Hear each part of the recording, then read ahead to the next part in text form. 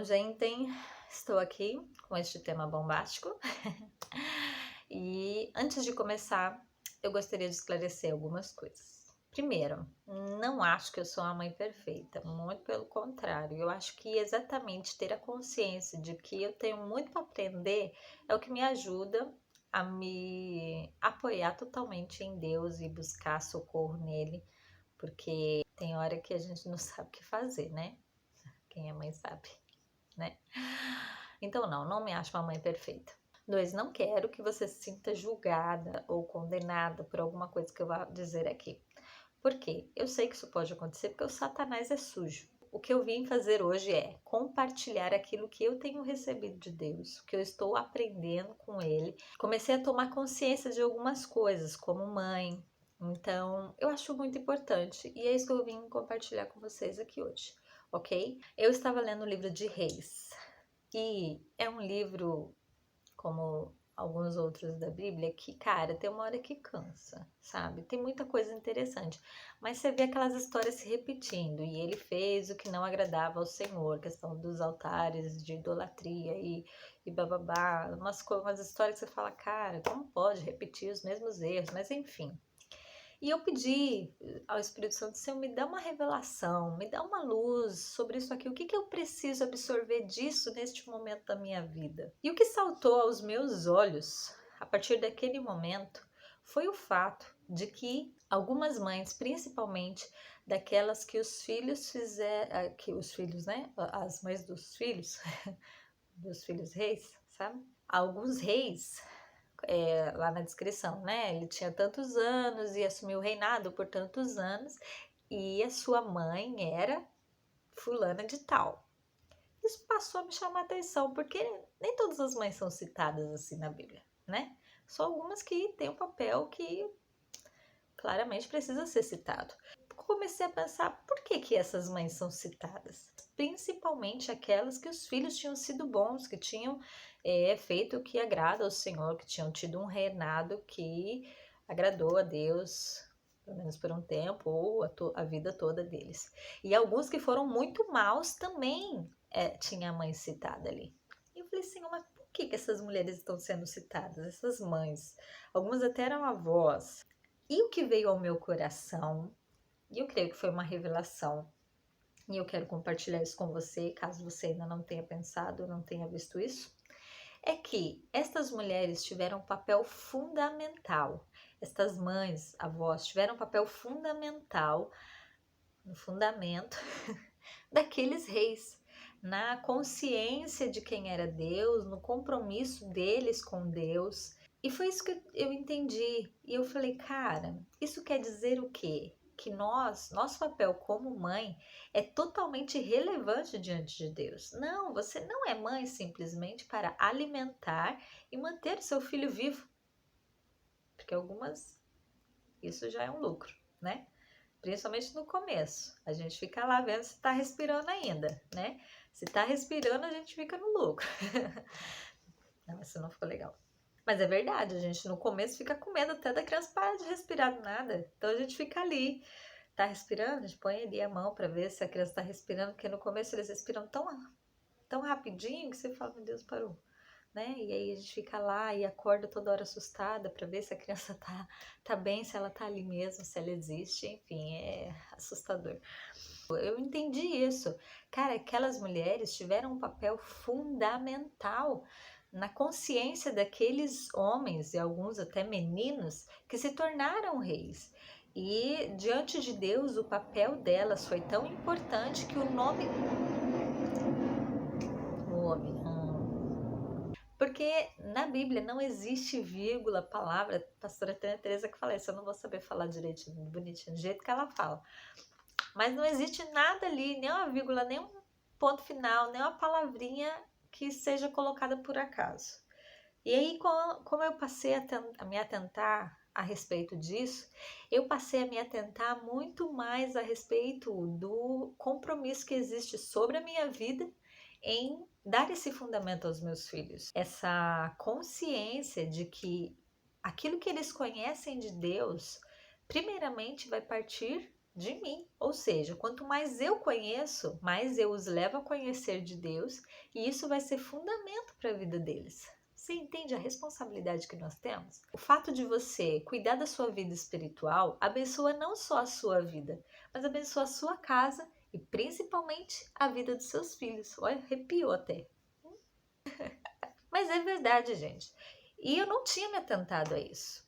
Até então, eu via a minha vida espiritual como a minha vida espiritual. Mas a verdade é que eu sou influenciadora direta dos meus filhos. E você também.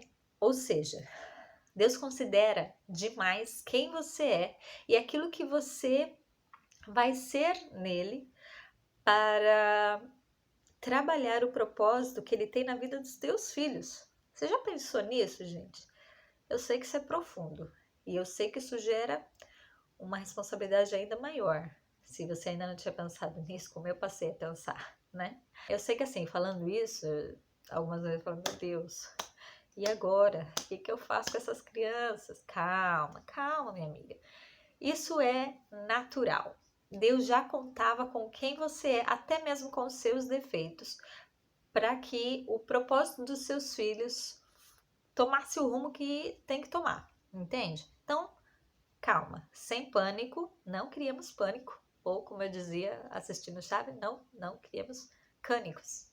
Deus já te deu o que você precisa.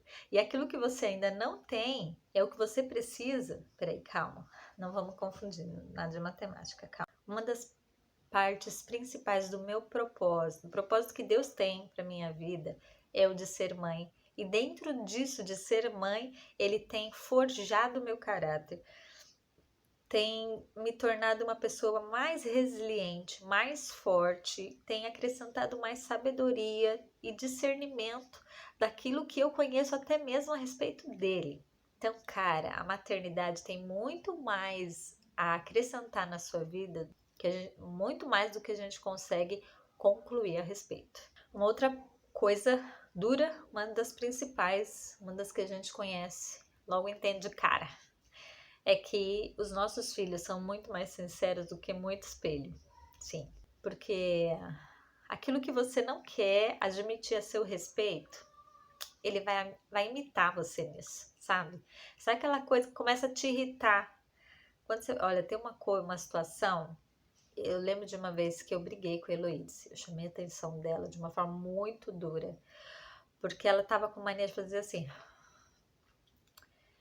E eu briguei com ela. Falei que ela tava vendo isso de alguma amiguinha e que isso era feio, que não era legal a gente estar conversando com a pessoa e a pessoa fazer isso. E sabe o que eu descobri? Pois é, isso mesmo. Ela só estava imitando a mim mesma. Eu faço essas caras. Até hoje eu ainda faço, mas toda vez que eu faço, eu lembro da mega bronca que eu dei nela. É. Ou seja, é aquele tal do faço o que eu mando, mas não faço o que eu faço. Não funciona. Eles vão exatamente fazer aquilo que você não quer que eles façam, aquilo que você mesma faz e não consegue controlar. Eles vão te mostrar como isso é chato. Fazendo, repetindo na sua cara, entendeu? E não é algo, eu vejo assim, é muito natural. Eles imitam a gente mesmo. Tudo que você faz, eles estão de olho. Aquilo que você não quer que eles façam, aquilo que, cara, para você já é uma dificuldade, eles vão fazer isso. Você será confrontada com esses pequenos espelhos chamados filhos. Isso pode ser visto de uma forma equilibrada e humilde, ou de uma forma desequilibrada e soberba. A forma equilibrada e humilde. Você vê aquilo e fala, cara, essa criaturinha está imitando exatamente aquilo que ela vê em mim. E eu detesto isso. Isso me irrita. E aí você tem duas alternativas. Colocar isso diante de Deus, falar, Senhor, ela está fazendo isso e eu entendo que ela só está fazendo, replicando aquilo que ela está vendo em mim. E eu não sei tirar isso de mim. Eu já tentei sozinha. Então, por favor, Senhor, me ajuda a não fazer mais isso, me ajuda a ser diferente nisso, para que ela possa imitar a coisa certa. Ou você pode ser desequilibrado e soberbo e dizer, não faça isso, isso é feio. E aí, o que a criança vai pensar, mas você faz, por que eu não posso? Não é verdade? Pois é. Aí vai do tipo de ser humano cristão que você é. Eu tô aprendendo a ser um ser humano cristão melhorzinho. Tá devagar, mas a gente pelo menos não tá mais onde tava, tá evoluindo a passinhos de formiga, mas estamos no caminho para o céu. Vamos lá. É sério, gente, eu já cheguei a falar, por favor, para de me imitar. E a criança ficou tipo assim, tipo, eu nem tô sabendo que eu tô te imitando, eu tô te imitando? É assim que acontece. E aí eu passei a ver o quê?